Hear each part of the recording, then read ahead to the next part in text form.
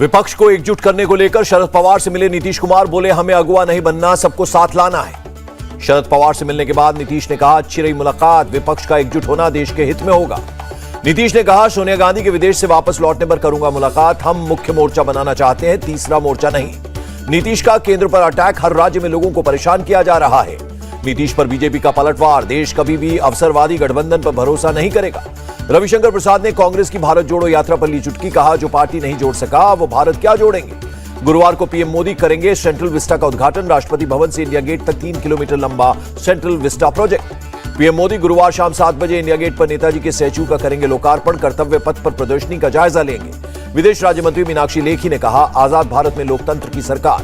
कांग्रेस की भारत जोड़ो यात्रा शुरू, गुरुवार सुबह राहुल गांधी पैदल यात्रा पर निकलेंगे। कन्याकुमारी से कश्मीर तक की होगी यात्रा, 150 दिनों तक चलने वाली यात्रा 12 राज्यों से होकर गुजरेगी। राहुल गांधी का बीजेपी पर तंज, कहा ईडी, सीबीआई और आयकर से विपक्ष को डराने की कोशिश, लेकिन हम डरने वाले नहीं। राहुल गांधी ने कहा कांग्रेस ही नहीं लाखों लोग आज भारत जोड़ो यात्रा की जरूरत महसूस कर रहे हैं। सोनिया गांधी का बड़ा बयान, हमारे संगठन के लिए संजीवनी का काम करेगी ये यात्रा। 150 दिन की यात्रा के दौरान राहुल गांधी कंटेनर में रहेंगे, रूट पर जगह जगह रखे जाएंगे कंटेनर। सीएम अशोक गहलोत बोले जाति और धर्म के नाम पर ध्रुवीकरण को मिटाना इस यात्रा का लक्ष्य। देश में हो सकता है गृह युद्ध, आजादी के बाद चरम पर हिंसा नफरत का माहौल, अशोक गहलोत का बयान। G23 के नेता आनंद शर्मा का ऐलान, जम्मू कश्मीर से हिमाचल के पास यात्रा पहुंचने पर बनूंगा हिस्सा। कांग्रेस की यात्रा पर असम के सीएम का निशाना, कहा एकजुट है भारत, पाकिस्तान में शुरू करें यात्रा।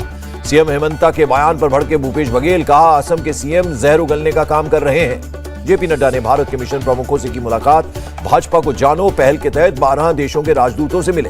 केजरीवाल ने लॉन्च किया make India number 1 campaign, Haryana के हिसार से कैंपेन की शुरुआत। ईस्टर्न फोरम समिट में बोले पीएम मोदी, यूक्रेन रूस संघर्ष को खत्म करने के लिए सभी शांतिपूर्ण प्रयासों का समर्थन करता है भारत। पीएम मोदी ने कहा व्लादिवोत्स्क में कॉन्सुलेट खोलने वाला पहला देश था भारत, उसी महीने पूरे हो रहे हैं 30 साल। भारत जापान की 2+2 मंत्री स्तरीय वार्ता, गुरुवार को रक्षा मंत्री राजनाथ सिंह और विदेश मंत्री एस जयशंकर लेंगे हिस्सा।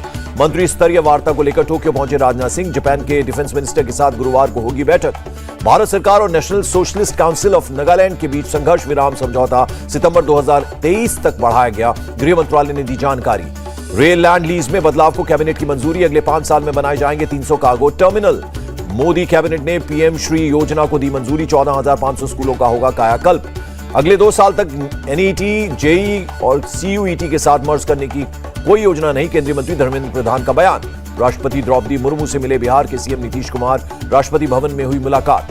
पूर्व राष्ट्रपति रामनाथ कोविंद को दी गई Z+ सुरक्षा, सरकार का बड़ा फैसला। केंद्रीय मंत्री पीयूष गोयल ने लॉन्च किया सेतु, भारतीय स्टार्टअप को अमेरिकी निवेशकों से जोड़ने का लक्ष्य।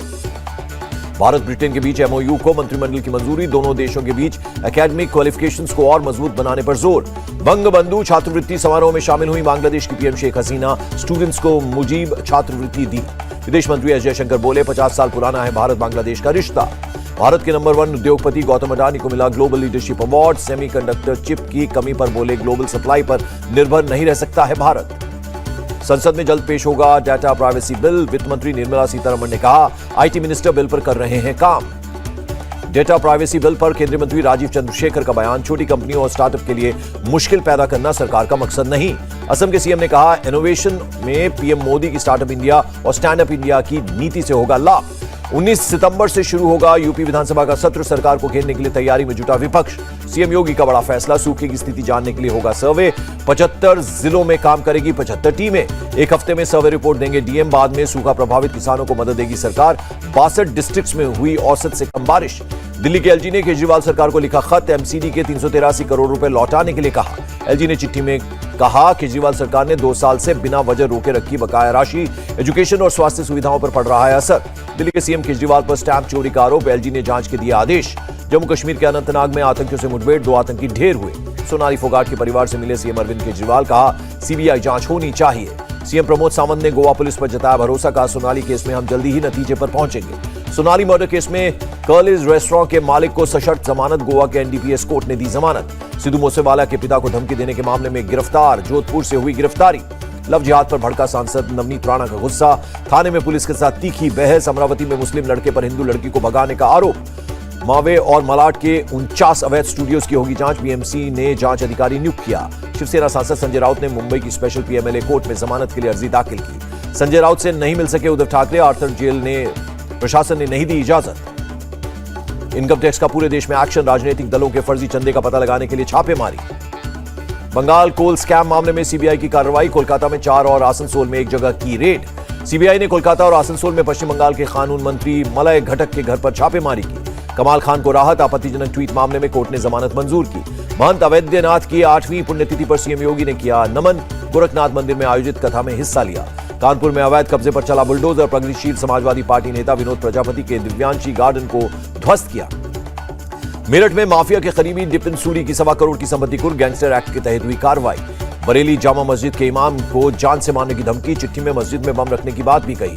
कानपुर के पनकी इंडस्ट्रियल एरिया में फैक्ट्री में आग, कड़ी मशक्कत के बाद आग पर पाया गया काबू। नोएडा के सेक्टर 18 में बिल्डिंग की दूसरी मंजिल पर आग, दर्जन भर लोगों को किया गया रेस्क्यू। दिल्ली में इस बार भी दिवाली पर बैन रहेंगे पटाखे, आप सरकार ने 1 जनवरी 2023 तक लगाया प्रतिबंध।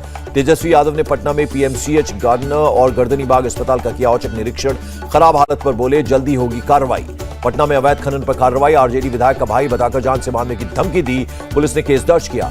पंजाब पुलिस की मध्य प्रदेश के खरगोन में बड़ी कार्रवाई, 25 पिस्टल के साथ एक गिरफ्तार। असम अरुणाचल प्रदेश बॉर्डर पर हथियारों का जखीरा बरामद, बड़े पैमाने पर हथियार, ग्रेनेड और विस्फोटक बरामद। जम्मू कश्मीर के उधमपुर में सेना ने लगाया फ्री मेडिकल कैंप, केंद्रीय मंत्री जितेंद्र सिंह ने किया उद्घाटन।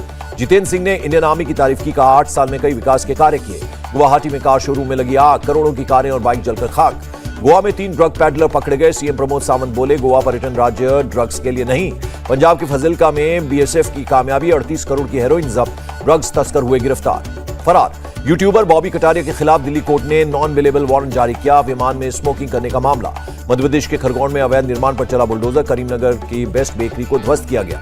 नूह के मदरसे में नाबालिग की हत्या की जांच में जुटी पुलिस, 6 लोगों को हिरासत में लेकर पूछताछ हुई। नागपुर सेंट्रल जेल में मचा हड़कंप, पेशी से वापस लौटे कैदी के पास मिला गांजा, मोबाइल की 15 बैटरी भी बरामद। दिल्ली पुलिस ने निजामुद्दीन रेलवे स्टेशन के पास 2 ट्रक तस्करों को गिरफ्तार किया।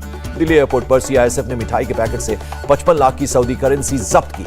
श्रीनगर में इंडोर स्पोर्ट्स कॉम्प्लेक्स का उद्घाटन, एलजी मनोज सिन्हा बोले श्रीनगर चैंपियंस का हब बनता जा रहा है। झारखंड के कोल्हान सारंडा में सुरक्षा बलों और नक्सलियों में मुठभेड़, जंगल का फायदा उठाकर फरार हुए नक्सली। झारखंड के दुमका में पेड़ से लटका मिला शव, फोरेंसिक टीम ने मौके पर जाकर सबूत इकट्ठा किए। कर्नाटक के बागलकोट में बाढ़ में डूबा ब्रिज, जेसीबी से रास्ता पार करते नजर आए स्कूली बच्चे। बेंगलुरु के बाढ़ प्रभावित इलाकों का सीएम ने किया दौरा, पानी से डूबी सड़कों पर निकले सीएम, कई मंत्री भी रहे साथ। बेंगलुरु में जलभराव के बीच कर्नाटक के आईटी मिनिस्टर ने कई सॉफ्टवेयर कंपनीज के सीईओज के साथ की बैठक।